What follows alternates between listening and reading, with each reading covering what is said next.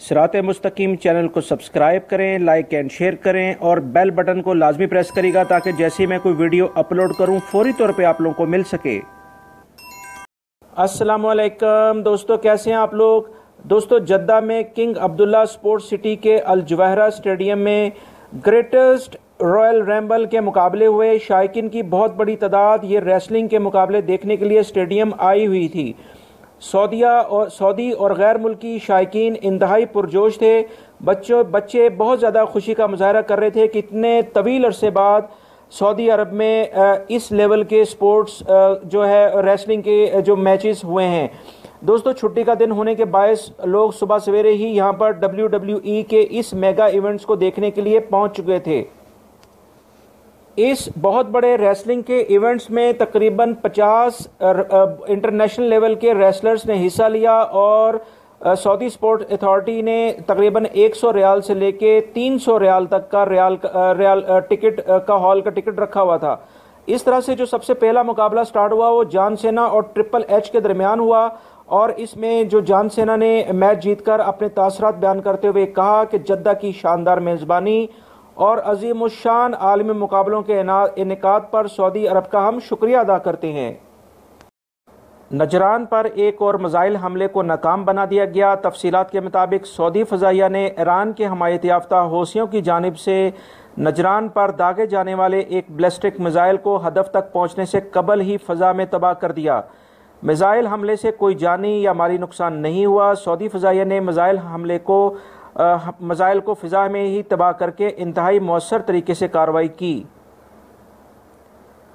Asir में शराब कशीदा करने वालों को गिरफ्तार कर लिया गया। तफसीलात के मुताबिक असीर रीजन की पुलिस ने अबा शहर में आबादी से बाहर एक जगह पर छापा मारकर शराब कशीदा करने वाली भट्टियां और वहां मौजूद शराब की बोतलें और ड्रम को बरामद कर लिया।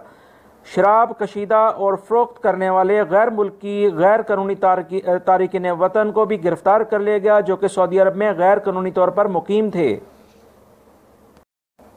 दोस्तों, आजकल हमारे मुआशरे में एक बहुत बड़ी बुराई बन चुकी है कि अगर कोई शख्स किसी से कर्जा ले लेता है तो उसको वापस लौटाने की तरगीब नहीं करता, उसको बल्कि जिससे उसने कर्जा लिया है उसको तंग करता है और उसके मांगने पर उसको जलीलो ख्वार करता है। कर्जा देने वाला ये सोचने पे मजबूर हो जाता है कि ये मैंने किस शख्स को कर्जा दे दिया है जिसको ज़रा सा भी खौफ खुदा नहीं है।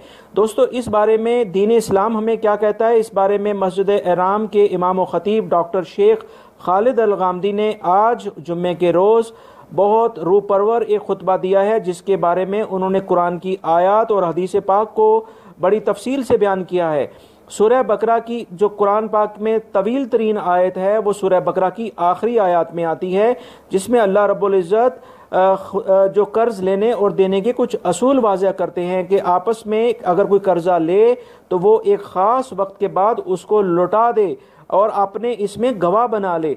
और हदीस पाक में मजीद या उन्होंने इसमें वाज़ह तौर पे बयान किया है कि अगर कोई शहीद 3 दफ़ा भी शहीद हो जाता है, अगर कोई शख्स 3 दफ़ा शहीद हो जाता है और उसके बावजूद वो उस पर किसी का कर्ज होता है तो वो जन्नत में नहीं जा सकता जब तक वो उसको कर्ज वापस ना दे दे।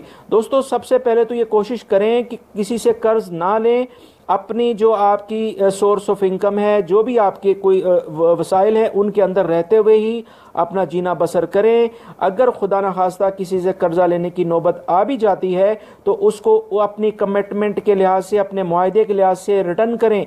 याद रखें कि अगर इसी सूरत में किसी खुदा न खास्ता जान चली जाती है, इस दुनिया से चले जाते हैं, तो जब तक उस कर्ज को वापस नहीं किया जाएगा तो जन्नत में जाने का सवाल ही पैदा नहीं होता, क्योंकि अल्लाह रब्बुल इज़्ज़त और उसके रसूल सल्लल्लाहु अलैहि वसल्लम कुरान में और हदीस में वाज़ेह तौर पे कह चुके हैं।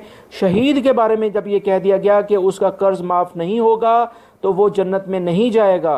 तो हम और आप तो इसको किस लेवल पे सोच सकते हैं। मैं जस्ट ये इन्फॉर्मेशन आज के इमाम के खुतबे के लिहाज से आपसे ये कुछ न्यूज़ शेयर कर रहा हूँ। उम्मीद करता हूँ हमें अल्लाह ताला किसी से अगर हम कर्ज लें भी तो उसको जल्द से जल्द वापस करने की तौफीक अता फरमाए, आमीन। बैरून मुल्क पाकिस्तानियों के लिए इनामी स्कीम का ऐलान किया जा रहा है। दोस्तों, तफसीलात के मुताबिक वफाकी वज़ीर ख़जाना मुफ्ता इस्माइल ने बजट तकरीर में कहा कि बैरून मुल्क पाकिस्तानियों की तरफ से आने वाली तरसीलात यानी रेमिटेंस ज़रिए मुबादले का बहुत बड़ा ज़रिया है। कानूनी ज़राए से तरसीलात की हौसला अफजाई के लिए हुकूमत ने आइंदा माली साल में जिन मराहत का फैसला किया है वो समंदर पार पाकिस्तानियों के लिए इनामी स्कीम जारी होगी। मुल्क में आने वाली वो तमाम तरसीलात जो कि कमर्शियल बैंकों, एक्सचेंज कंपनियों और दीगर मालियाती अदारों के जरिए आएंगी, इन्हें लकी ड्रॉ में शामिल किया जाएगा। स्टेट बैंक जल्द ही इस इनामी स्कीम की तफसीलात का ऐलान करेगा। दोस्तों, रियाद और कसीम में खौफनाक आंधी, मूसलाधार बारिश और ज़ालाबारी हुई। तफसीलात के मुताबिक सऊदी दारुल हुकूमत रियाद और बुरैदा में जुमेरात को खौफनाक आंधी ने दिन को रात में तब्दील कर दिया। मूसलाधार बारिश और ज़ालाबारी ने सही कसर को पूरा कर दिया। दरख्तों, दुकानों और इदारों के बोर्ड गिर गए। ज़ालाबारी से गाड़ियों के शीशे टूट गए। ज़ालाबारी इस कदर शदीद थी कि ओलों पर गेंद का गुमा हो रहा था। बारिश ने सैलाब का माहौल पैदा कर दिया। मुकामी शहरियों और मुकीम गैर मुल्कियों ने स्मार्टफोन के जरिए आंधी और ज़ालाबारी के मनाजर सोशल मीडिया पर डालकर सनसनी फैला दी। लोग शदीद तारीकी छा जाने के बायस घरों में कैद होकर रह गए। तकरीबन 257 गाड़ियां मुतासिर हुईं और बहुत सारे घरों में पानी भर गया, जबकि जगह जगह पानी खड़ा हो जाने की शिकायत भी शहरी दफा को मौसूल हुई। दोस्तों, सऊदी माहिर मौसमियात ने वाज़िया किया है कि सऊदी अरब 15 बरस के अंदर कसरत से बारिश और बर्फबारी वाला मुल्क बन जाएगा। यूरोपीय ममालिक खुश्क साली का शिकार होंगे। उन्होंने गुफ्तगू करते हुए कहा कि मौसमी हालात एक इलाके से दूसरे इलाके और एक दौर से दूसरे दौर के तनाजुर में मुख्तलिफ होते हैं। उन्होंने ममलिकत में सर उभारने वाली मौसमी तब्दीलियों से मुतल्लिक सवाल के जवाब में कहा कि जजीरा नुमा अरब में मौसमी तब्दीलियां आ रही हैं, यहाँ कसरत से तूफ़ानी आंधियों का सिलसिला आएगा। माहिरीन मौसमियात 2020 में ख़तरनाक बैनुल-अक़वामी मौसमी अलमियों के खदशात का खदशा जाहिर कर रहे हैं। सऊदी माहिरीन मौसमियात और यूरोपियन और अमेरिकन माहिरीन के नुक्ता नज़र मुख्तलिफ नज़र आ रहे हैं। तवक्का यह है कि आइंदा बरस के दौरान शदीद गर्मी की लहर आएगी और समंदर के पानी का तनासब बढ़ने पर इज्तमाई नकल मकानी होगी, यानी बहुत सारे लोग इज्तमाई बहुत बड़ी तादाद में उन इलाकों को छोड़ेंगे जहां पर पानी, समंदर का पानी चढ़ाने की तवक्का जाहिर की जा रही है। दुनिया भर के लोगों को खतरनाक मौसमी हालात से निपटने की तैयारियां करना पड़ेंगी। और उन्होंने मजीद कहा कि मुकम्मल मौसमी तब्दीली की हतमी तारीख नहीं दी जा सकती। उन्होंने एक सवाल के जवाब में कहा कि आइंदा साल रमज़ान के रोज़े जो है वो मौसम बहार में आएंगे, रातें ठंडी और दिन मोतदल रहेंगे।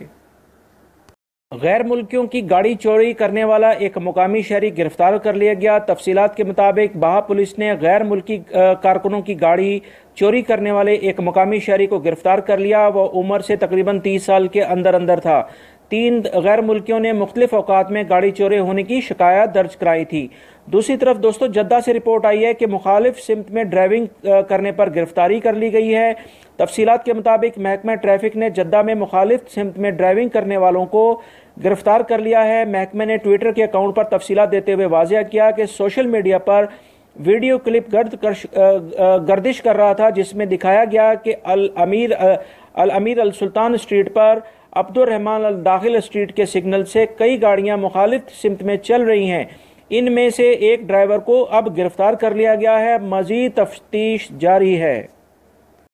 जी दोस्तों, अब मैं आपसे शेयर करता हूं आज का रियाल रेट, जिसमें आप पाकिस्तान, इंडिया, बांग्लादेश, नेपाल और श्रीलंका में अपनी फैमिलीज़ को रियाल सेंड कर सकते हैं। दोस्तों, तफसीलात के मुताबिक पाकिस्तान में national bank of Pakistan Riyadh branch 30.50 यानी 30.50 दे रहा है। फौरी जो है वो दूसरे नंबर पे 30.43 दे रहा है। मनीग्राम 30.36 आज का रेट दे रहा है। इंडिया में इंजाज सबसे ज़्यादा रेट दे रहा है 17.35 और फौरी जो है वो और मनीग्राम दूसरे नंबर पे है 17.31। अलराजी और एक्सप्रेस तीसरे नंबर पे है 17.29। बांग्लादेश में सबसे ज़्यादा रेट जो दे रहा है वो मनीग्राम है 22.04। अलराजी जो है दूसरे नंबर पे है और एक्सप्रेस भी दूसरे नंबर पे है 22.02 के साथ।